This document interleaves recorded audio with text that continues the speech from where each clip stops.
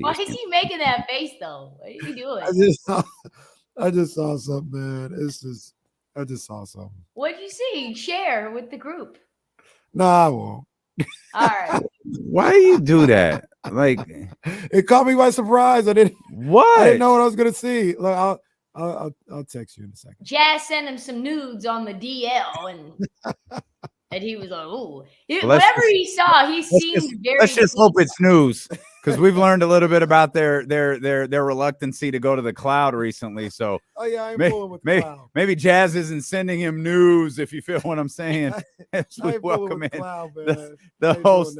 We welcome in the host of the Heat Check podcast, our girl Trysta Krick. We'll bring you right into this conversation. We're talking about Portland. Chris Haynes just tweeted, Dame's shut down for the year. You know, we could talk about ring culture. We could talk about all those different things, but there's a difference between chasing a ring and just willingly losing the last 4 or 5, 6 years of your career. How do you fix this if you're Portland?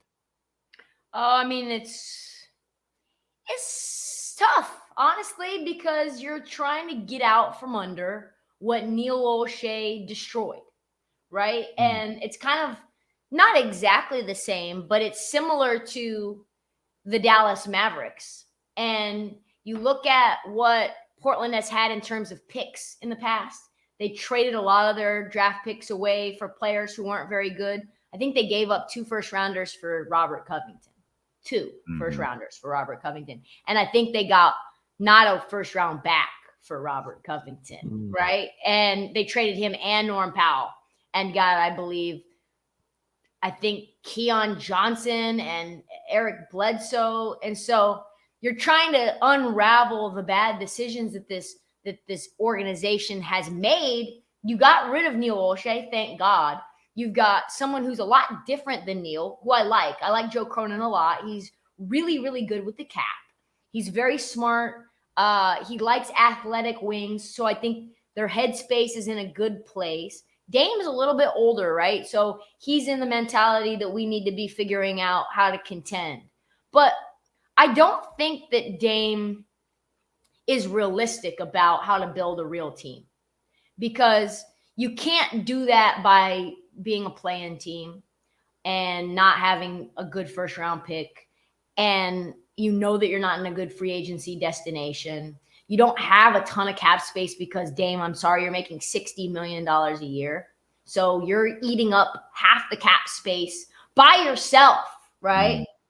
And it's not a team that's has a very high appetite to go into the luxury tax, which they have, but they don't have a high appetite to do it. So what options do you really have, right?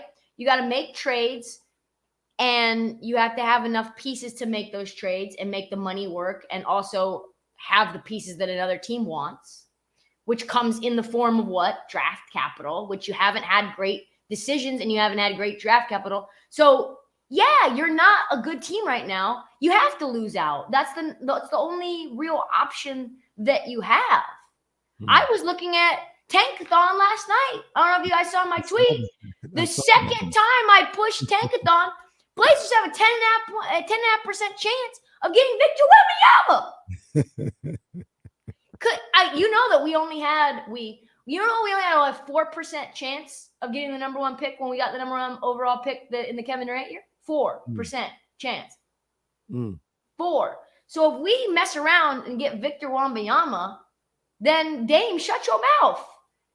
Well, so here's the 2 things about that, about what you talked about. Number 1, you know, when I think about Portland, and you know better about Neil O'Shea, and you know if he's good, if he's been terrible, he wasn't, and all this other stuff. Yeah, he wasn't.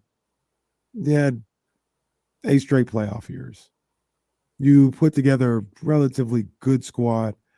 Were there decisions made and acquisitions? Was it a good team though? Like, was Evan Turner a good piece? Well, you got what you could get. You got what you could get, right? Like you weren't getting no free agents, so you had to be a little crafty, and it played out into a point where you were one of the better teams in the league. It was just unfortunate that it was during one of the great dynasties we've ever seen. Yeah. Like if the Warriors, like if that Blazers team was around this year, they might go to the finals, right?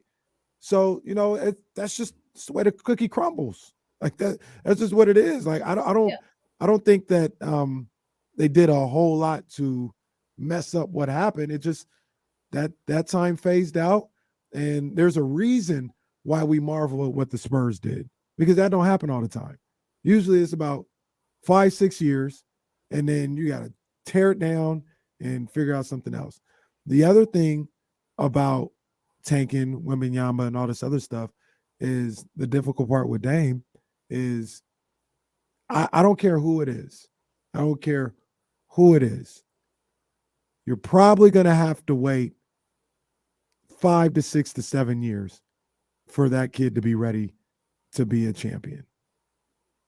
Like that's just what it was. Is that way with Jordan? Is that way with LeBron? It wasn't that way with Kobe because he had Shaq. So unless Dame is Shaq, like I don't care who it is. Ain't no 19-year-old coming in here and being in the finals. Mm-hmm. Like you're going to have to wait. And the question is Dame, is he in a spot to wait for that guy to be ready? I think yes. I don't think he's gonna go. I think being on the right track is important, and the decision-making quality is important. I do want to just go back to what you said though, Kenny, because the botched draft, you said, I'm not sure like how bad the decisions were. The Donovan Mitchell draft may go down as one of the worst draft selections by a GM we've ever seen.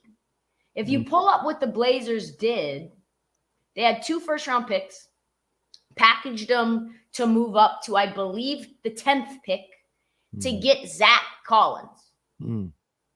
Zach Collins from Gonzaga. When Donovan Mitchell went, I believe, 13th. Yeah. Bam Adebayo went after him. OG Anunoby after him.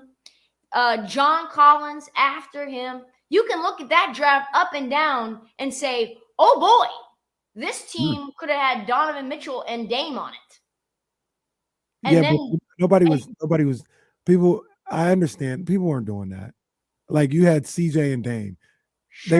They would have been blasted, and they would wrongfully blasted. True, but if they took another, Dame wanted Donovan Mitchell.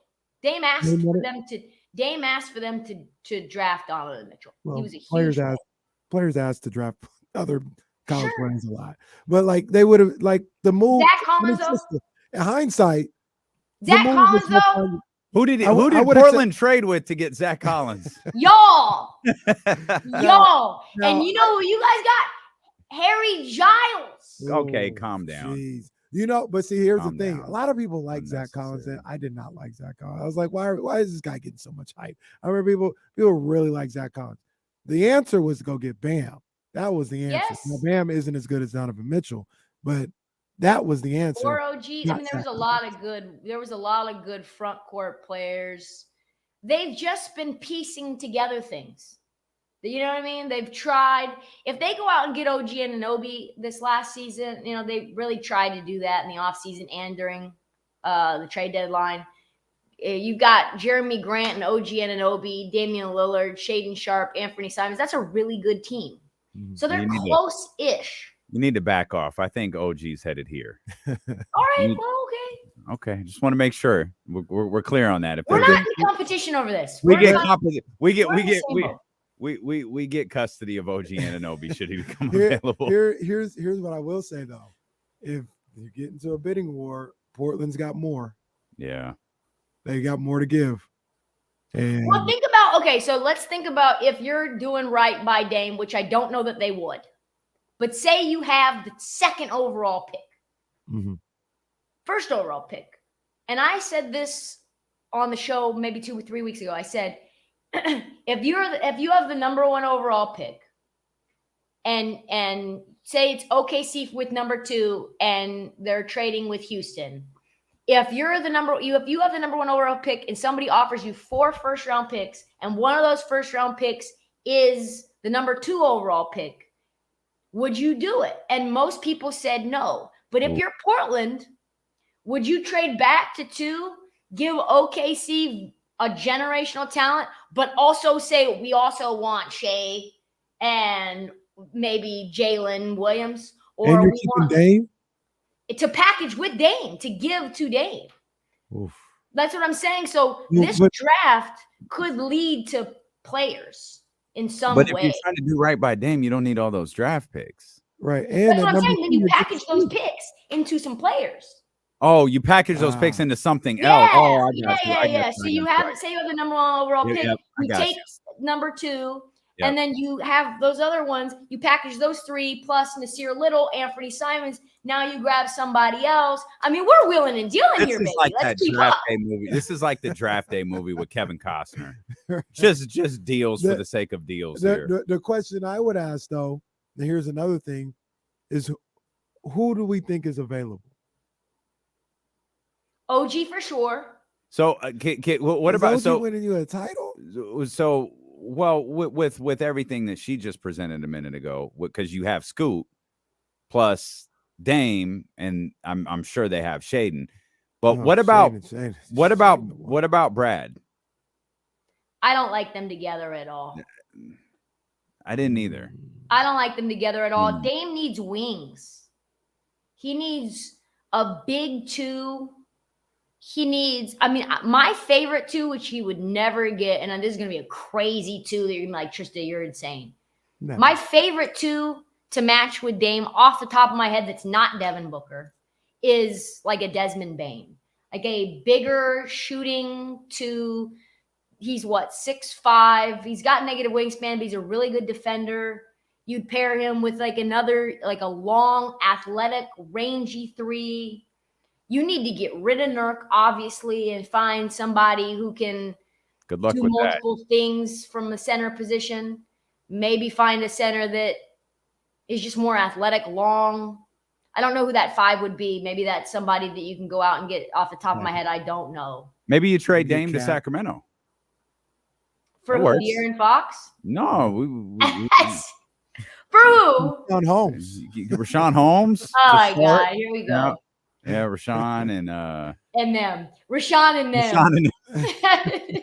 Well, what if you go get Cat? I think that would work, but you would need the wings around them because Cat's not a great defender. He's a good weak side defender, great blocker, good shooting. The problem with the Blazers for so long is they've been a bottom 5 defensive team.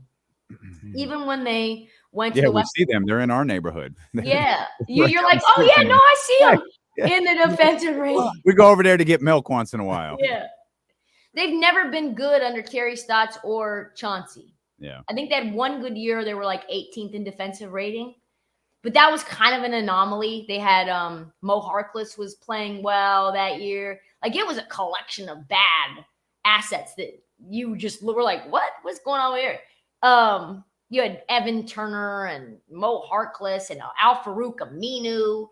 Raw. They were doing us wrong. So you need Jaylen Brown, if you had the number 1 overall pick or the number 2 overall pick and you traded the 2 for Jaylen Brown makes a big ass difference. Jaylen Brown helps the Blazers immensely. And I think he's gettable. I really do. I don't know if you heard what he said last night. He said last night? I didn't get a chance to listen to it, but I saw a clip and they were like, yeah, this wasn't the best thing for Boston. Wait, what did he say? What did he say? He's saying something new every week. They were just like, oh yeah, is it good that they gave you a standing ovation? Did you feel like valued by the fans? And he's like, I just go out and play to the best of my abilities every night, regardless of how people react. Oh man. Uh-oh. They asked him if he wanted to stay, and he was like, I don't know. Well, there's no benefit in him saying. I'm old enough to remember Kyrie Irving standing at center court in Boston going, yeah, I'll be back next year if y'all want me. I think Boston collectively decided they didn't want him, nor did he want Boston. So, well, this is because I'm thinking about Trysta's trade idea. What you say doing right by Dame.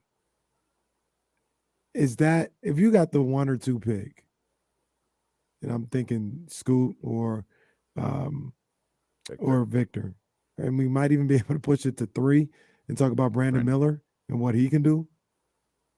I mean, That's kind of a lot to pass on for OG Anunoby. And No. You draft the player this year, and what was because I think you're moving on from the pick, right, Trysta? To get more. So say you got number 1, you trade down, but you get a bolt. I mean, you're going to get a lot for if you can get Vic. You're trading out of back. the 1. You're drafting the player this year, and then you still have 3 picks. Yeah, so you have Scoot. 3 picks. Yep, you have Scoot. And so say you're trading back to 2. You have to be number 1 is I think what you're missing. Portland would have to be number 1. You're basically trading Victor Wembanyama for Scoot Henderson in 4 and probably 3 or 4 picks. And maybe a young player. It's those picks that's getting. And then you package those 3 and you say, yo, we'll give you Jaylen Brown and Anthony Simon. Or we'll give you these 3 picks and Anthony Simons for Jaylen Brown. What's up? Yeah, and you're getting OKC's 3 picks, not ours. Danny Ainge would go back to Boston to do that deal. Right? And now you've got Scoot and Dame and Shaden and Jaylen Brown and Jeremy Grant and probably some other center that's maybe you try to find. Maybe it's Jaylen Brown and Rob Williams. So, and the thing about that scenario is if whether you think you're winning a championship in year 1 or year 2 or whatever, you're not finishing with 30 wins. Yeah. Or 35 wins, which is, I feel like if Portland doesn't fix this, that's what Dame is staring at moving forward. We'll call it shutdown season. Yeah, and now he's had 2 of them. Yeah. And it's like, I don't know how much longer Dame is going to go on with these shutdown seasons. I mentioned Kyrie for a second. I wanted to ask you, who's a bigger NBA wild card? Kyrie or Kawhi? Ooh. It's a great question. Thank you. I would think about is Kawhi for me. I think it's Kyrie because what we do know for sure is that Kawhi wants to be in LA at home and he does not want to be paired with LeBron. So to me, that's like in the back of my mind. Say whatever you want, Kawhi. Yeah. You want to compete? Yeah. You'll go wherever, Toronto for a year or this, that. You want to be in LA. You're where you want to be. You get along with the front office. They're going to do whatever they can to keep you happy. By the way, I said this on the podcast. Paul George has just quietly become likable. I don't know how that happened, but I am rooting for Paul George now. For the first time. Was Paul George unlikable? He's a good dude. He's a little corny, a little annoying. Was he good when he cheated on Callie Rivers with the stripper and got the stripper pregnant?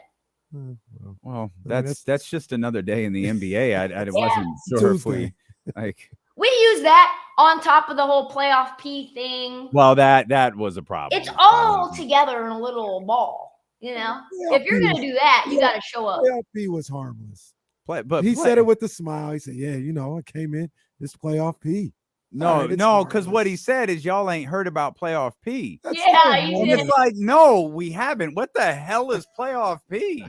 It's still harmless. Then he turned into pandemic P. Then he turned into pandemic P, where he was in the fetal position next to the wall in his hotel bed in the bubble, and they had to drag him out by his socks. I started feeling bad for Paul George. I was like, that was mean. It's clearly something going on here. But he's now likable. So I don't think Kawhi is going anywhere. And I think Kyrie actually is probably headed back to Dallas because if you look at the cap situation, there's not that many teams that can pay the man. See, so when I thought about that question, I thought about for these NBA playoffs. Oh, you mean like that? I think Kawhi, I don't know how Damian. I just meant yeah. Oh, that might not have been how you're saying, but when I thought about it, I thought about these NBA playoffs. I think Kawhi Leonard is the biggest wild card in the NBA in these playoffs. If he turns into who he was against the Dallas Mavericks 2 years ago, where he went full robot, they look dead. And you had Ty Lue putting on his best performance, which, by the way, people should be scared that Nick Batum is now back into the starting lineup. Every time Nick Batum goes to the starting lineup, they win games. Starting 5, Nick Batum is a lockdown defender. He is. He is. It's true. It's true. And so he moves Nick to the 5. Kawhi goes full robot. They ether the Mavs. And now, they looked like they probably would have gone to the finals if it wasn't for him tearing his ACL in that joint. So, yeah, I think if he's fully healthy and really good, yeah, he can be one of the most unstoppable players in the NBA. So, yeah, I think that's a huge wild card.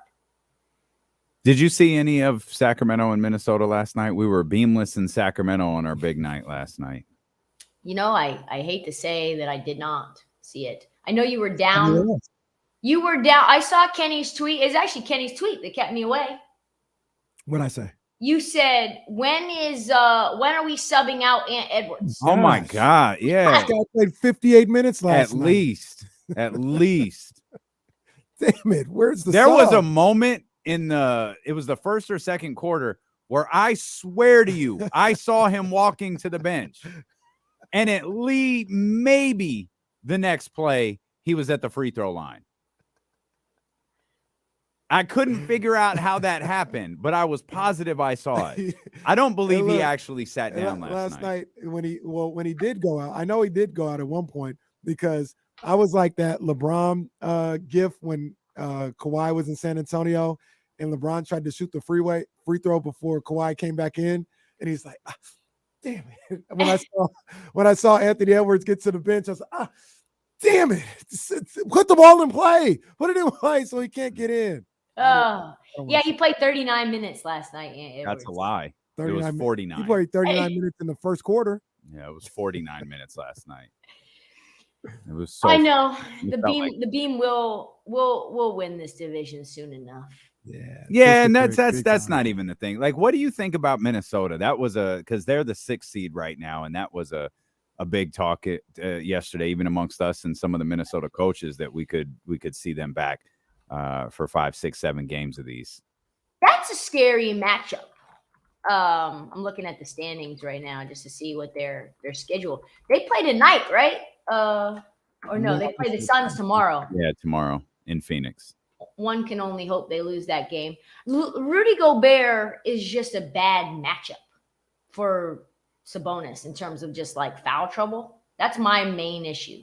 Oh, that was prevalent last night. Yep.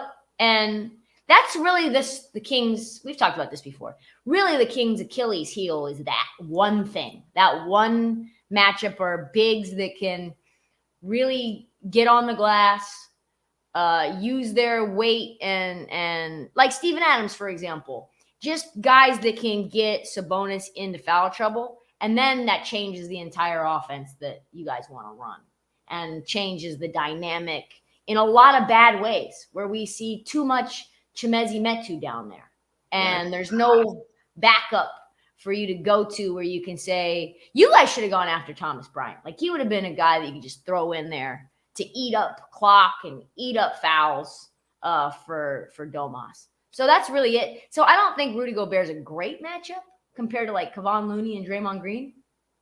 I think that's a much better matchup in the interior. Two things, Trysta. Two things that I say.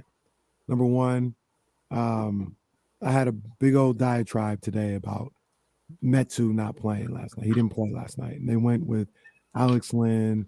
The other night they went with Rashawn Holmes against Kessler Edwards, because Metu's not a great defender. He misses assignments on all this other stuff. Like, I get all that, but my frustration is Metu is the best you got coming off the bench offensively. Yes. If you try to turn this Kings team into some type of defensive, we need to get stops, that's when you're setting it up all wrong. For better or for worse, you guys got to score people. You got to outscore people. Like, that's what it is. You have to field the best team that's going to give you the best opportunity to score 120 to 125. And when you put Alex Lynn in there, when you put Rashawn Holmes in there, because you're worried about a Gobert matchup, you're playing right into the other team's hands, in my opinion. I equate it to, and it's not completely the same, but to Kyle Shanahan, not last year, but the year before, when Debo ran the ball all the time and he'd give it to the wide back, all this other stuff. I don't think Kyle Shanahan wanted to play that way, but he said, you know what? This is what I got. This is how I can win. and that's what I got to do. I don't think Mike Brown wants to just say don't play defense or let Metu be out there, but this is what I got. This is the best chance to win, and I don't really want to see Alex Len or Rashawn Holmes much anymore. Oh, I think that's super fair because ultimately you only have tools that you have in the toolbox. I think a lot of fans, maybe too many, confuse the identity of a team to simply the coach, or that these players are going to evolve or change into something that they're not, right? If you've got a team that really is not set up to play any defense, then you need to maximize, especially in the interior, then you need to maximize the other end of the floor. Because if you can't play defense, which none of those guys are going to play defense against Rudy Gobert, let's be honest. If you can't play defense against Rudy Gobert, at least you can get him into foul trouble on the other end. At least you can put up buckets on the other end. And if you can't put up buckets inside, now you put a ton of pressure on the wing and on the perimeter. And now those guys start to get tight. And if they miss shots, now you're in a transition with Ant Edwards dunking on your face. Thanks. Yep. And now you're down 15 and you don't even know what happened. There were a lot of dunks last night. A lot of dunks. Daniel. When Domas had one. Oh, where I thought, nasty. It's over. It's over. That was nasty. It wasn't over. It just wasn't. Like, you thought he had that moment. Everyone went nuts. Crowd was electric. Just was a play in a game. That's all it was. And then, like, Minnesota had 4 of those on the other end. Is that kind of like, is my estimation sort of similar to your estimation in terms of just the matchup and what you think? Rudy was a problem yesterday. Rudy was a problem for Domas. He was a problem for De'Aaron. He was a problem for anyone who tried to get the ball anywhere near the basket. He was a problem. He was a problem for Harrison, who was trying like hell to just get to the basket and get points in some way because the 3 wasn't falling.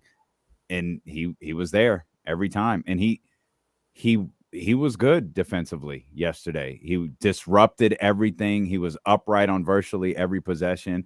And he hit some of the most garbage shots you'll ever see in history. And it just wasn't going to happen for the Kings last night. Tristan, let me ask you this real quick. I've talked about yesterday when Cat was out. I was like, I don't like that, because when Cat's there, and this isn't to disparage him as a player, I think he takes up minutes and shot opportunities from Naz Reid, from McDaniels, from Slow-Mo. And even when you talk about being in the game, like Naz Reid, McDaniels, and Slow-Mo, I think they are extremely vital to what they do when they play well. But one of them not going to be in there because Cat is in there. And I like that team a little better without Cat than I do with him.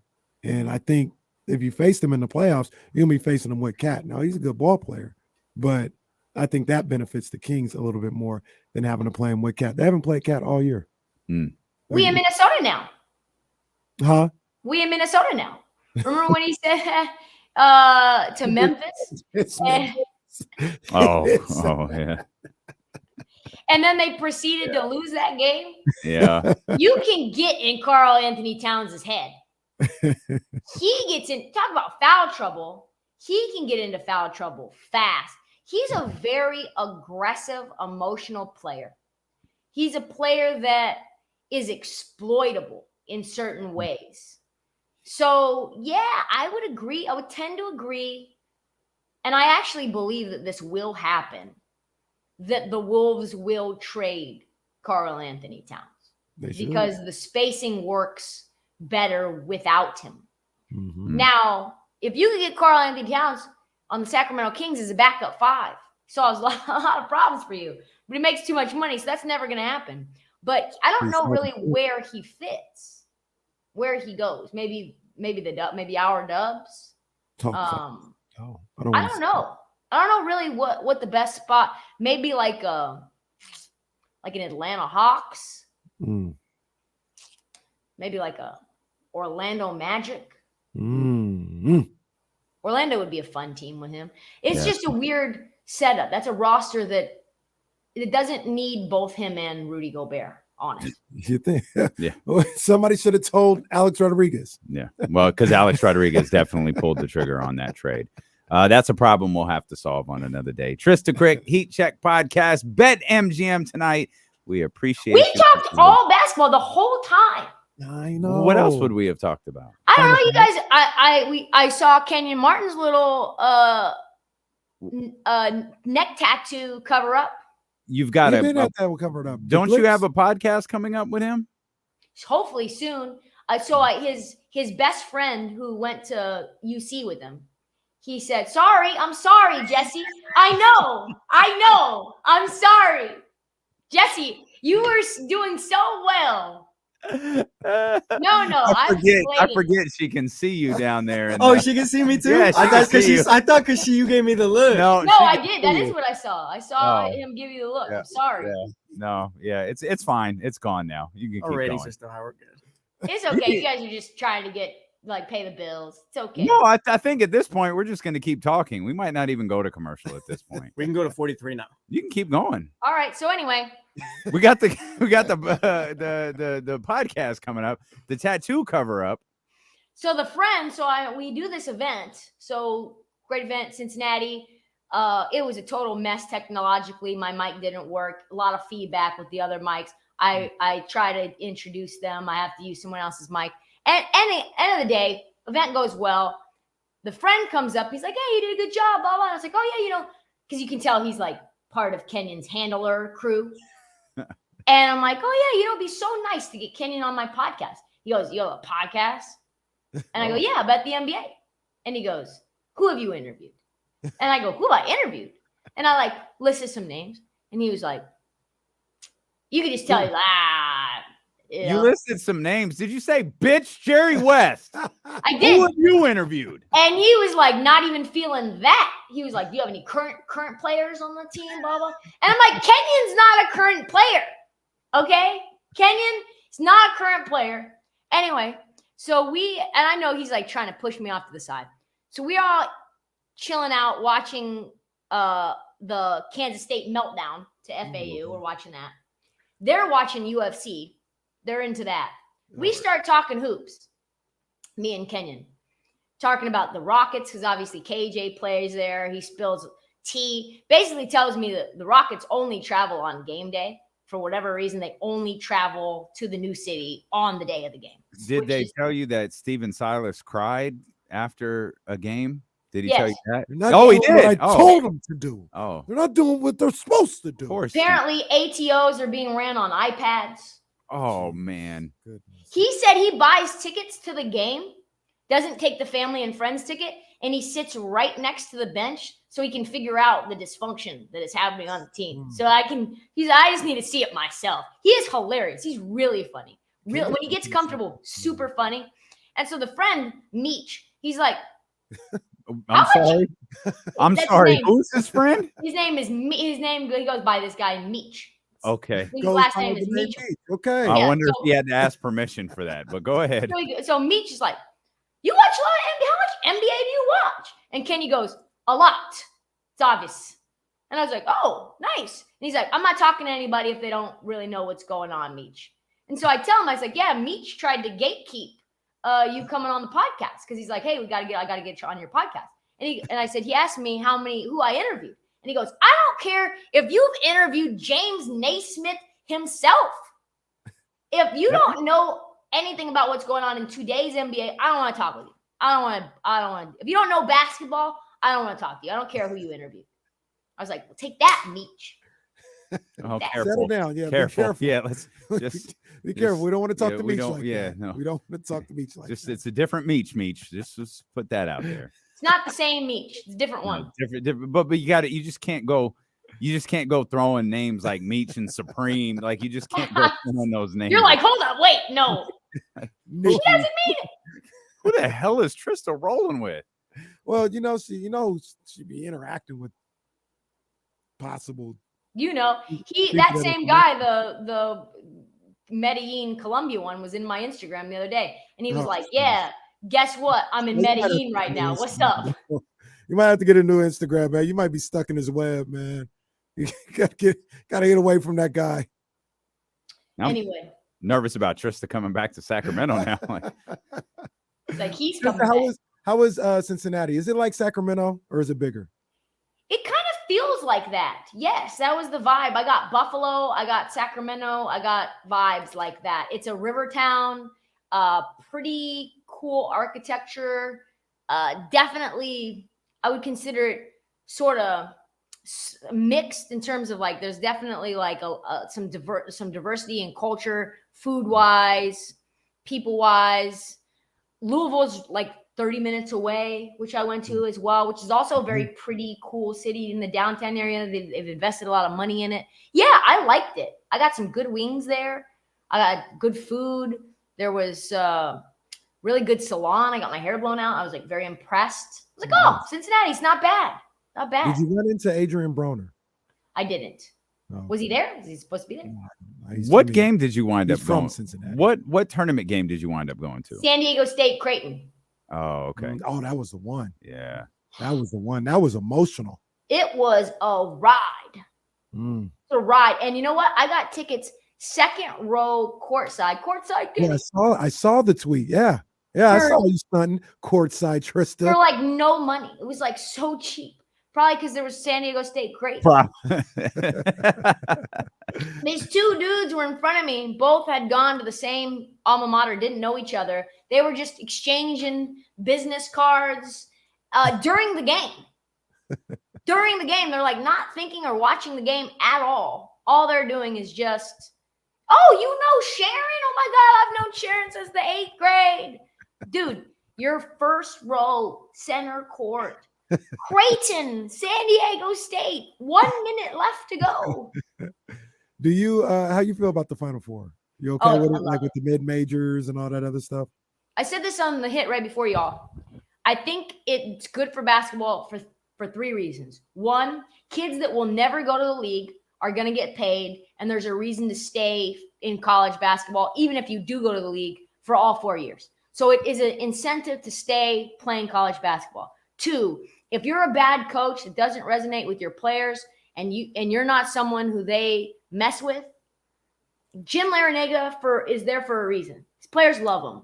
If you're not that type of a coach, you are going to fail. You're going to get fired. And 3, if the like transfer portal and the movement, small teams can be built up very fast. Mm-hmm. You saw, not to say they're a small team, but Nigel Pack goes from K-State to Miami because he gets paid to transfer and automatically becomes, one of the best teams in backcourts in the country. They were projected to go 4th in the ACC. They won the ACC outright. Just easily able to get a program in the doldrums to be good right away. So I think it's really good for basketball. I don't know if you guys feel that way, but I do. Shout out to the Twins. Shout out to the Twins at Miami. Indeed. Talk about getting paid to transfer. Goodness gracious. Fresno State to Miami. Those girls are wild. I sent a screenshot to a friend. I said, tell me, pop quiz, what's this girl do? And they said, oh yeah, she's an OnlyFans model. And I go, no, she's the starting point guard for the Lady Canes, Hurricanes. Better set of twins. What's the last names? The Cavinder twins or the Gonzalez twins? I'm going Gonzalez twins. Probably Gonzalez. Yeah. Okay. He's not gonna chime in. Damien's not chiming in. No. No, he's like, I've got people that will slap me upside my head. I'm trying to think. I'm still thinking about the question of if this is good for college basketball. I think there'll be an interesting story told next week when we see who tunes into this. Yeah. Because these stories, they're always fun stories until it's time for the game to be played. And I think one thing that helps is that there's no dominant against mid-major, right? There's no, a dominant Duke team. There's no South Carolina in this. I just don't know I don't know if the overall appeal is going to be there, especially, and we completely forgot about this, especially when you consider what last year was. Yeah. The Duke, North Carolina, and all of those Coach K storylines and Hubert Day, all of that, man, that's a tough act to follow no matter what. Yeah. It's really tough to go, oh yeah, we got a couple of mid-majors in this thing. UConn's in here. Like that's tough. But I'll say this, and Tristan, let me know what you think. Those days are gone forever. Yeah. Like, those days are gone. That was just last year. Yeah, that's it. Coach K's gone. Well, like that Bill was the Self is gone. He's probably going to retire. Yeah, he probably should. He had a heart attack like 2 weeks ago. Real soon. And the players, like one of the things that made those programs so prolific is they always had like the players that were going to the NBA next. But you'll still be able to get those guys. Like again, this was last year. Like it was Paolo. But half of the top 10 isn't going to really have almost anybody from any of those schools. Yep. Yeah, like, no, I agree. Field in the Kentucky and Duke used to dominate the lottery. Those days are gone. Yeah, absolutely, for sure. Those are for sure dead. But like the time of Duke paying $50,000 to land the top recruit, or the $100,000 or $1 million, that's not dead. Well, I think what's dead is the fact that they can do it for $1 million, because now you have a bunch of other teams that can also give you $1 million. And instead of playing for Coach K or John Shire, you can play with someone who rocks like Jerome Tang. Or you can go to Los Angeles. Yeah. Or you can go to or you can go to LA. Yeah. Or you can be or Miami. Miami. Go to Miami. Yeah. And Larinagas, he's probably not retiring anytime soon. He seems to be having a lot of fun. Also, I don't know if you guys saw this, but the women's tournament, Iowa versus Louisville, did better ratings. 2.1 million people watched that game. Better than any NBA game this year.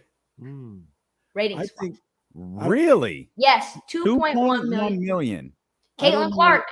I don't know if it's going to outrate. I'm actually pretty sure it won't outrate the men's Final Four. I think the women's Final Four is better this year. I do too. But think about this. The women's Final Four is 3 times the price than the men's Final Four to get in. Part of that, I think, is South Carolina. Part of that is Dawn. Part of that is the undefeated season. Part of that is history. Part of that is now you have a new blue blood involved in all of this. And Kenny's girl over at LSU. Oh, yeah. She's a big part of that. She's too. Legit. Hey, don't shade my other girls over at Vatech. Don't shade them. Those my girls. I know they are. That's fine. Yeah, no, and I think Caitlin Clark triple-double 41 points helps that as well.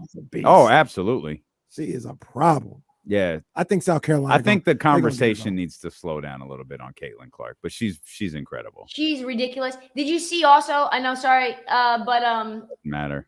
So Haley Van Lith was like chirping her when they were up 8. Louisville was up 8. And the Louisville coach was like, Haley, don't do that to Caitlin Clark. Please don't do that at all. Like, stop talking to her. Stop making her mad. And then she went off 41-point triple-double on him. Yeah, what's great is that Louisville coach is usually about his players chirping. Yep. And it's good to know he's finally learned his lesson and told his players to pipe down. Is Haley coming back? I mean, I think you have to be a senior regardless, right? Yeah. How old is she? Well, you have to be 4 years removed. Right. So you don't have to be. You could be a red shirt and a junior because she's got a little unlikable potential too. So she's 21. So I think she's clear then if she's 21. We'll have to see. That would be 4 years removed from high school. Depends on when she turns it, right? Because 18 plus 3 is 21. Well, I'm not going anywhere until Trysta finds this. So when Trysta finds this, we'll go to commercial. But I'm not going anywhere until she finds it. Stop that. I can see her looking. I don't know. I don't think I can. I don't think I can answer at the moment. I can't answer at the moment. I'm sorry, Jesse. You guys are tremendous. I spoke with the homie from 95.7 The Game today, Matt Nahigian. So there's some things in the works for us and them. Wow, look at that. Just a little synergy. Okay. You could change. We could change. We could all change. Let's hope it's not Minnesota. I don't want it to be Minnesota. Because then I'm only coming for 2 games. Then I'm out. No trips to the Mall of America? No. I don't think they'll let me anyway. I've been missing some time. They're already salty. So you know how it is. Okay. All right, guys. Love you, TK. You rock, Trysta. See you next week. See you next week.